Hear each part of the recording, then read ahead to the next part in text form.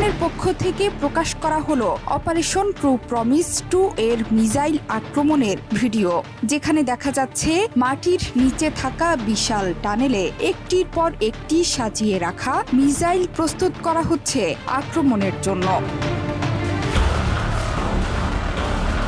ইরানের বিপ্লবী গার্ডের অ্যারোস্পেস ফোর্সের অজ্ঞাত সদস্যরা খুঁটিয়ে খুঁটিয়ে সারছেন সেই মুহূর্তের প্রস্তুতি। মিসাইলের গায়ে বড় বড় করে লিখে দেয়া হচ্ছে ইরানের বার্তা। এরপর বড় বড় ট্রাকে করে সেই মিসাইল নিয়ে যাওয়া হচ্ছে লঞ্চিং প্যাডে। অন্ধকার রাতে সেই মিসাইলগুলো যথাস্থানে রেখে পুরোপুরি প্রস্তুত করার পর একসাথে সবগুলো মিসাইল উৎক্ষেপণ করা হয়। রাতের নিস্তব্ধতা ভেদ করে প্রচণ্ড গর্জন এবং আগুনের ফুলকি ছুটিয়ে সেই মিসাইলগুলো ছুটে চলে দখলদার